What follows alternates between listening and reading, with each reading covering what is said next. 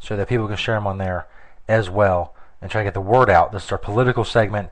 I'll be the first to admit we do a lot of stupid shit on this show, but this is not part of that. This is Pothead Punditry. Tonight we're talking about the Indefinite Detention bill and how all of our rights are being lost in this country, and a teen who was detained by the TSA for having a gun decal on her purse. I'll also play you the audio from a Ron Paul money bomb clip.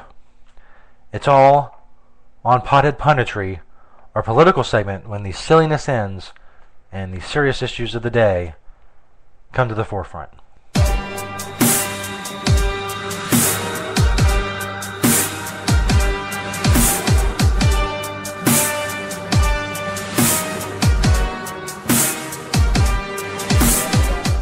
Our nation stands on the brink.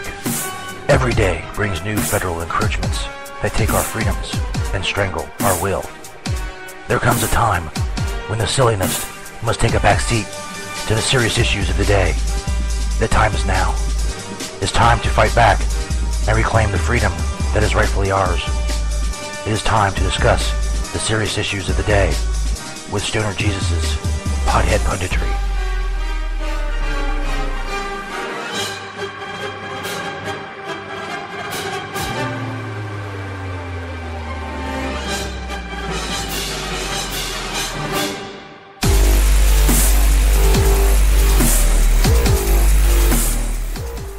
Yes, everyone, it is a Stoner Jesus Show live.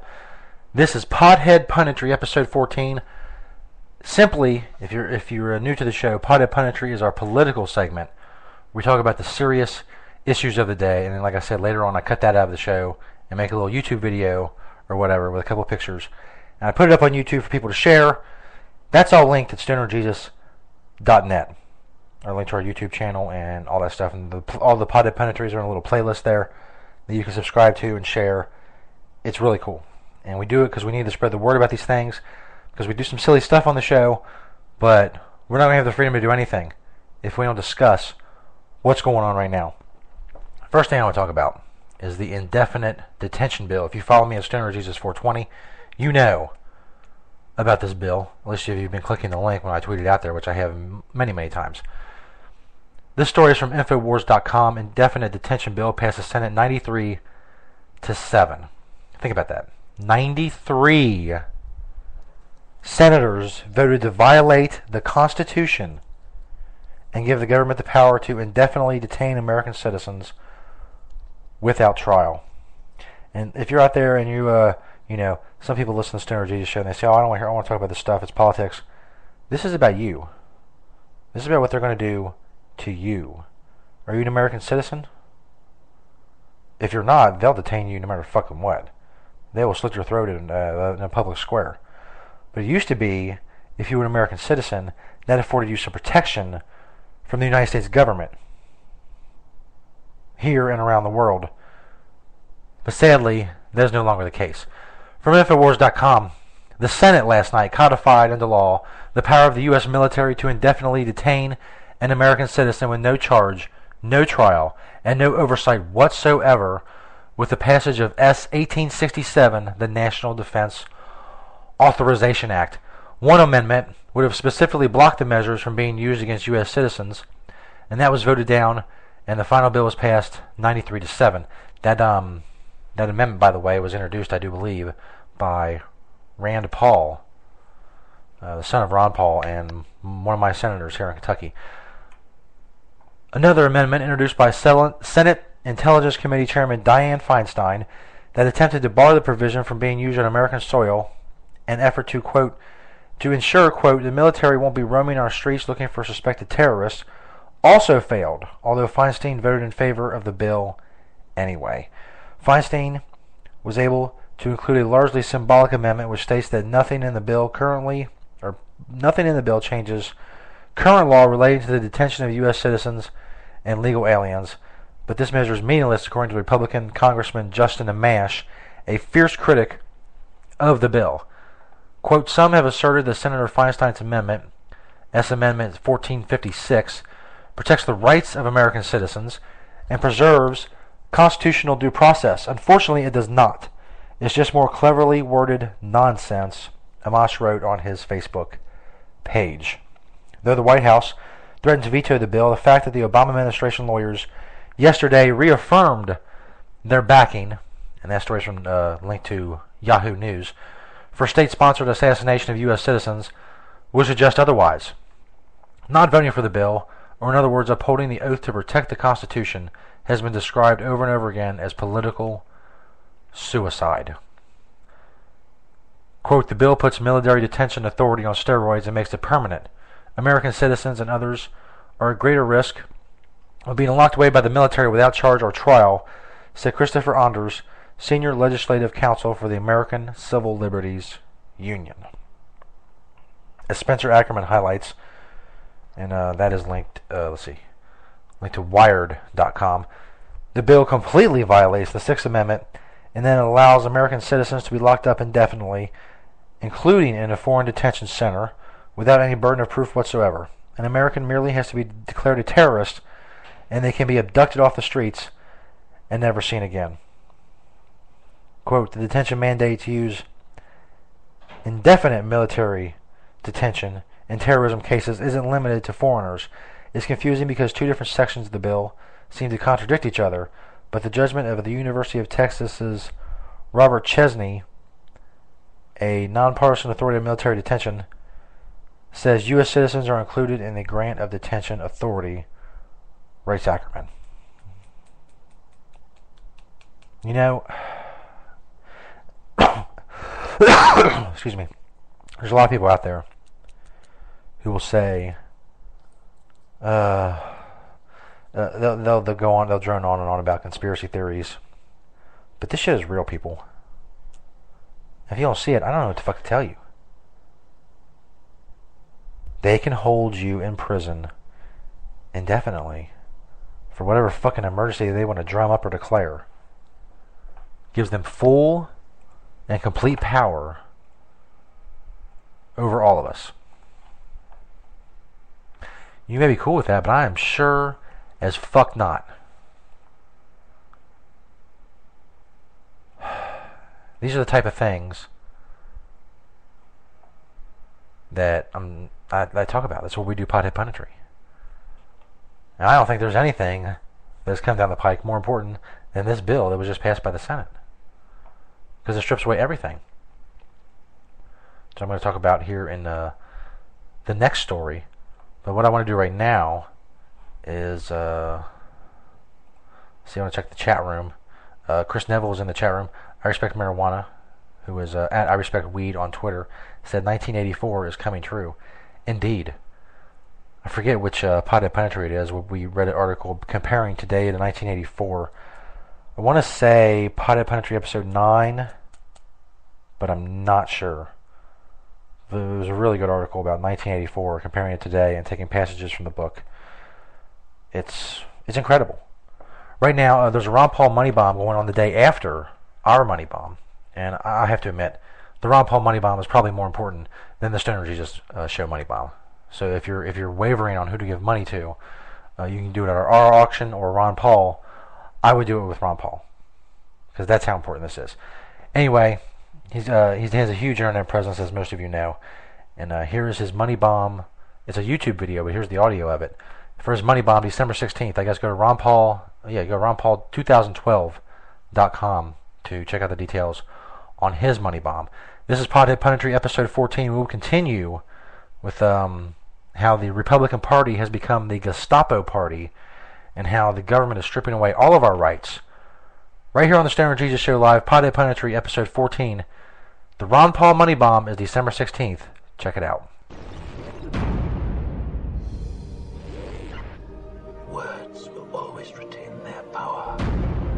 Words offer the means to meaning, and for those who will listen, the enunciation of truth. But the truth is, there is something terribly wrong with this country. How did this happen? Who's to blame? If you're looking for the guilty, you need only look into a mirror.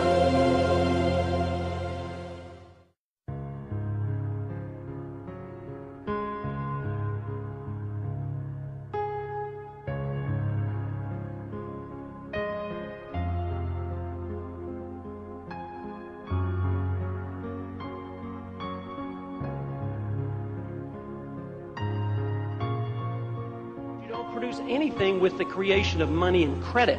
That is only a vehicle, and the unit of account is something that we measure our productive efforts by, but it doesn't produce it. The deficits are uncontrolled. Then they take these deficits, they deliver them to the Fed creates the credit, the interest rates go up, the inflation rate goes up, and who suffers? And yet we have no authority over the Federal Reserve because it's a quasi-private organization that is not responding to anything the Congress says. I could not go to a meeting. I couldn't get an audit. I couldn't even check the books.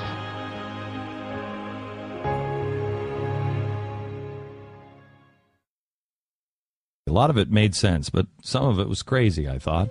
How many things was he right on that I have come to do my own homework, and each of us have come to do our own homework and saw, no, he wasn't crazy, he was ahead of his time.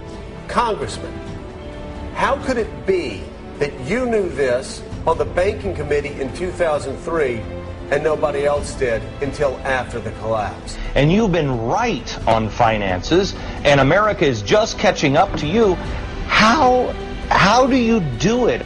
The only person that can deliver meaningful change is Ron Paul. He's the only one that understands the mess that we're in. He knows how we got into this mess. You said, and you predicted, you said, if we continue to inflate this bubble this way, the housing crisis is going to cause an explosion, and there's going to be damage worldwide.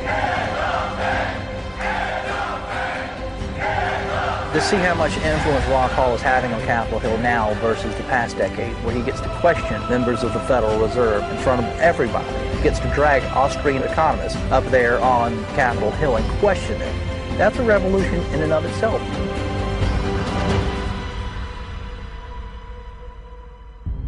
Ron Paul, not only is he the father of the Tea Party, but he's the father of so much of the discussion about the budget, about the debt ceiling, about taxes right now. This is the age of Ron Paul.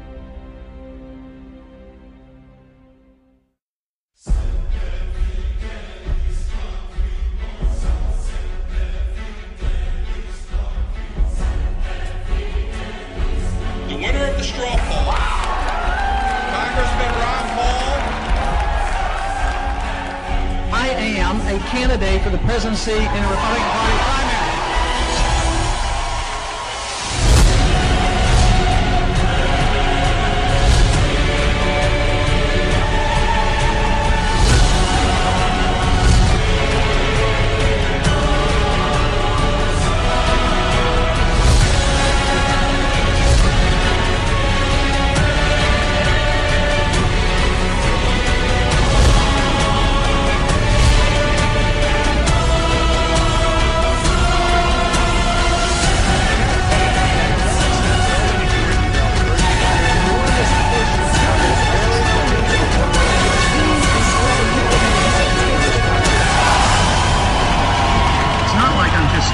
To win and get elected. I'm trying to change the course of history. That, ladies and gentlemen, is Ron Paul. Some say he can't win the Republican nomination. I say fuck those people. And that's for his Money Bomb, December 16th. That, I'll be playing that a lot leading up to the 16th. Probably as much as I'll be playing my own Money Bomb promo. Because it's just, you know, the video is awesome. Go type in Ron Paul Money Bomb on YouTube and share the video, but just the audio itself with the music and shit is just awesome. And also, if you're on YouTube, look at his I put it on my my video site, potheadpundit.blogspot.com. His ad attacking Newt Gingrich. He rips Newt Gingrich, that fat little fucking troll, to shreds, and it is awesome. We have I Respect Marijuana and Chris Neville in the chat room. Both Ron Paul supporters, as am I, as are a ton of people. And here's one of the reasons why. Story from Mike Adams at naturalnews.com. Oh, excuse me. Constitution repealed by traitorous senators, and this dovetails with the last story I was talking about. Republican Party now the Gestapo Party. The mainstream media, the article begins, doesn't want you to know about this story, even though it is arguably the single most important story of the year in terms of impacting your future as a free citizen. Yesterday, as part of the National Defense Authorization Act, which we were just talking about, the U.S. Senate voted to repeal the Constitution and its Bill of Rights by authorizing the U.S. military to operate on U.S. soil, conduct secret kidnappings of American citizens, and throw them in secret military prisons where they would be legally tortured, interrogated, and murdered. All that is required for this to take place is the allegation that you are somehow linked to something resembling terrorism. There is no due process and no evidence whatsoever required. And this is all being given the thumbs up by the traitorous U.S. Senate, led by Republicans like Senator John McCain, who should know a thing or two about secret prisons. For those of you who don't know, Senator McCain was a POW in Vietnam for 5 years. The article continues. You won't find... Check my time, okay. You won't find any real coverage of this story in the mainstream media, which is predictably sided with the tyranny while blacking out this story for reasons you can only imagine. So I've collected some of the more important videos and articles you need to see in order to understand what's happening with the issue and why America is about to descend in an overt, in-your-face military police state run by militant Republican tyrants. If you thought Bush was bad, just wait until a Republican wins the election in 2012 and then uses this law to declare open war on the American people. That's, of course, granted that it's not Ron Paul or Gary Johnson. Gary Johnson is another really good dude, and I think he would be the perfect vice presidential pick if Ron Paul gets the nomination. I don't see why he would pick anybody else. You know, if he wants someone there who agrees with him, he's going to pick Gary Johnson, former New Mexico governor. Anyway, and this is going to be found, like I said, on Infowars.com and naturalnews.com. It's by Mike Adams, and he has all these videos. Paul Craig Roberts on RT America saying we now have a Republican Party. There's a Gestapo Party. Stuart Rhodes on Infowars Nightly News. The ACLU said, talking about the Senate poised to pass indefinite detention without trial. Say this bill, according to the ACLU, the bill is a historic threat to American citizens and others because it expands and makes permanent the authority of the president to order the military to imprison without charge or trial American citizens. The moral liberal, in one of their stories and videos, said the government shouldn't be allowed to imprison people indefinitely without charge or trial. It shouldn't be necessary to say this nearly 800 years after the Magna Carta was signed and over 200 years after the Fifth Amendment was ratified. Paul Joseph Watson from PrisonPlanet.com said, the Senate last night codified into law the power of the U.S. military to indefinitely detain American citizens with no charge, no trial, no oversight whatsoever. And that was the story we read before. It goes on and on, including about the FEMA camps that are built around the country. There's Jesse Ventura has a show called Conspiracy Theory that has been blacked out by True TV and will not be played again at the request of the federal government. But at naturalnews.tv you can find that video where he goes and investigates and proves that the FEMA camps are real. And that's where people are going to be herded when the shit goes down. We have about 30 seconds before the speaker break, and then we will continue with Pothead Punditry episode 14. Thanks you for listening on stonerjesus.net, here on Spreaker, and on the YouTube videos that we make later. And this story just goes, it's just a huge story, and goes on, and lists all the senators, indeed, who voted for this, the 93 traitors that voted away our rights. Anyway, the teen stopped at the airport. Come on. Welcome back, everybody. Stoner Jesus Show Live, podcast number 85 for stonerjesus.net. This is Pothead Punditry 14. We continue with our final story in Pothead Punditry. It's about a teen stopped at the airport for the design on her purse. 17-year-old missed a flight to Jacksonville after agents inspected the gun replica on her purse. Here's a little audio from the news story. At least it should be. I don't know what this video is doing. It's supposed to be playing, but you know.